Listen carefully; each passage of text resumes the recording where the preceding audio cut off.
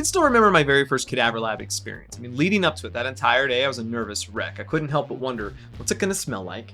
Am I gonna faint? Am I gonna get sick? I mean, those are very normal responses to a very abnormal situation. And the thing is, I then spent 10 years working in a cadaver lab, teaching thousands of students in person from a variety of medical backgrounds, and I can tell you, those are very normal responses, right? Like, I'm almost more worried about the people who aren't having those types of concerns before their very first cadaver lab. I mean, it's a very strange experience, but it's a fun experience. And so in today's video, what I'm gonna do is share with you my top 5 tips for you to survive in your cadaver labs this semester.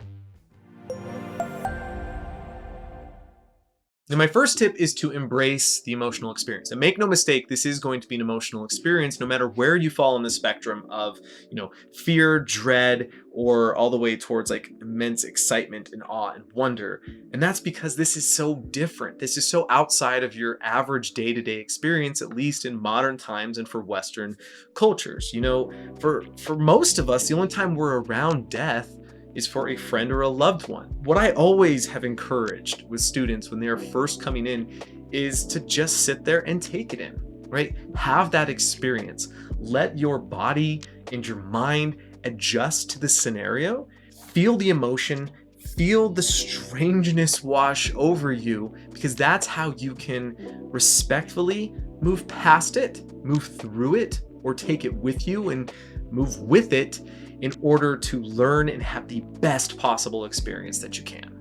Now, my second tip is actually going to be building off of the first tip, and that is to practice empathy and respect. And this goes for being inside of the lab as well as before and after the lab experience. You have to remember that these body donors were people, right? They have family, they have stories, right? They have backgrounds. And for them to give the one thing that was most important to them, right? They carried their bodies with them 24/7, 365. And to give it for education and science is such a powerful gift. We need to respect that decision.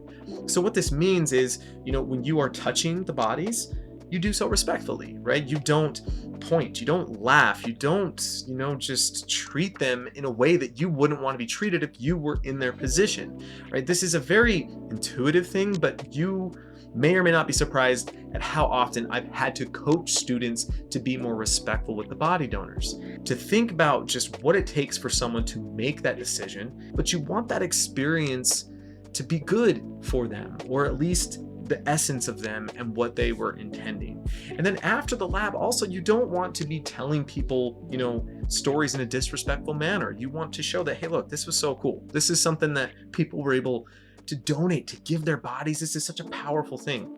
And so the way you speak about it is also very important. So leading up to your lab, inside of the lab, and after the lab, please be as respectful and empathetical as you possibly can, because that makes such a difference to those people who may be considering doing this in the future. And if we can build a respectful culture around it, it's more likely people are going to donate their bodies and pass along this incredible gift. Now, my third tip is to be prepared for the smell. Now, this is a concern that pretty much everybody has before they go to their very first cadaver lab, and for good reason. If you're like me and you dissected a frog back in high school, you remember that formaldehyde smell very well. Here's the thing. Embalming methods and preservation methods have come a long way over the years, and there is no guarantee that you are going to have that overwhelming formaldehyde smell when you go to your cadaver lab. That also doesn't mean, though, that you won't either, right? There are many different embalming techniques, and I cannot tell you which method the embalmers will have used for the bodies that you're going to see at your cadaver lab. What I can say is, for most people, you get used to it pretty quickly. Now, some students have gone the extra mile to try and prepare for it. So like maybe they'll put on a mask.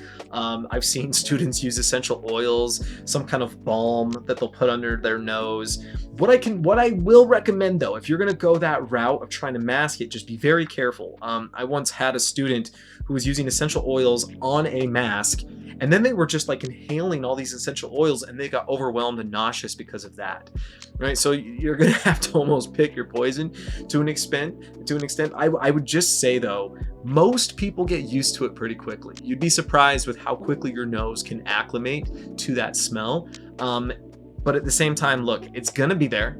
It's gonna happen. So just understand you're gonna smell that. And if you're someone who is sensitive to smells, it might be a good idea to bring something to try and block that smell ahead of time. Now, my fourth tip is kind of 2 tips in one, and that is to learn the lab rules and to come prepared.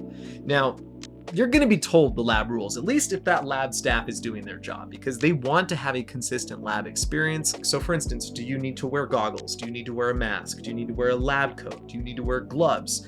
Some of those may be hardline yeses. You have to do that. Other labs, they may say no on certain things or the others. Now, when it comes to being prepared, right? What does this really mean? Well, there's a few things that stand out for me at least. And the first is going to be you're going to want closed-toed shoes. There can be fluids. And along that same vein, you want to have pants, right? You don't want to get it on if you're wearing shorts. I've seen this happen before where someone will like have fluids. It's gross. I'm sorry. I apologize. Drip onto their leg, and it's not a fun experience for them.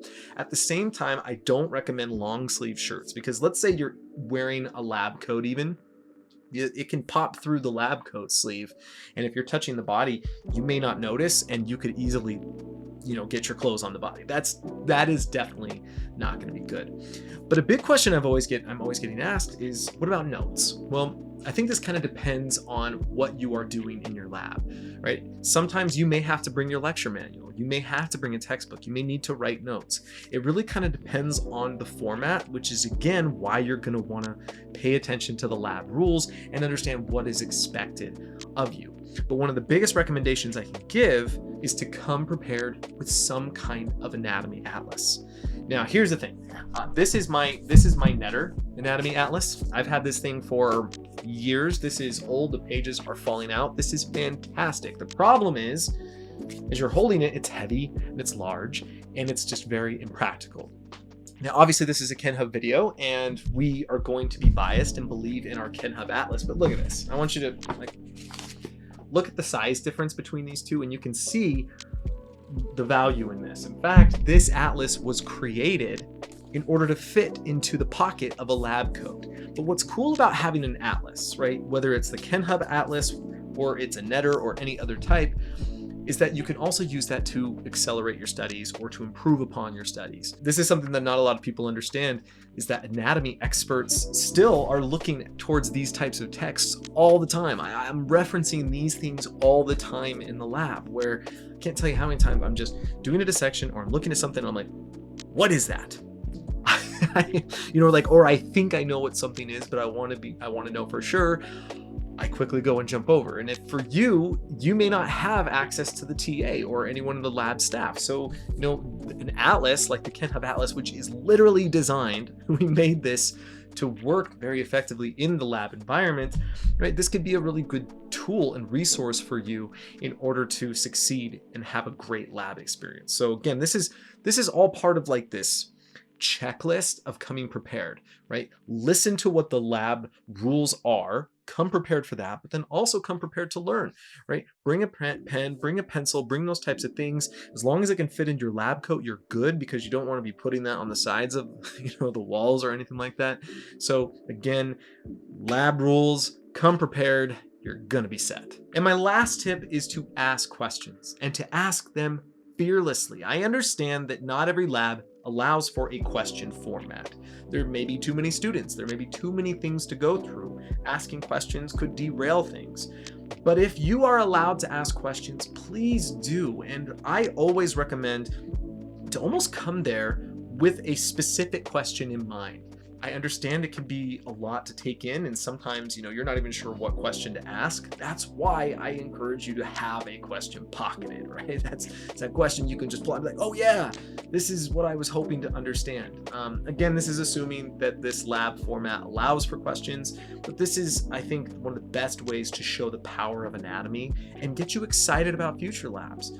But if you are the type of person who can come up with questions and doesn't mind asking those questions fearlessly, I really strongly encourage you to do so, because I promise it is going to make for the best experience that you could possibly have, and it's something you're going to tell people about for a long time afterwards. Cadaver Labs are just incredible experiences. There's no denying it. So whether you're extremely excited or extremely nervous or anywhere in between, this is something you're going to be talking about for the rest of your life. You know, it's like, oh, that one time I went to a Cadaver Lab, or I had a Cadaver Lab back when, you know, my first semester when I was taking anatomy. This is something that is just always going to be there. It's something that impactful that we're just excited. We at Kenhub are very excited to hear about it. So if you're going to your first Cadaver Lab and you have other questions, let us know in the comments below. What did we not talk about in this video that you would have loved that we had addressed? Maybe we could do a follow-up video and address that another time. Or if you've been, tell us your experience. You know, put that down so that other viewers can read it and see exactly what to expect, or maybe something else we didn't mention. But regardless, thanks for watching. Thanks for hanging out with me for a little bit, and go enjoy your Cadaver Lab.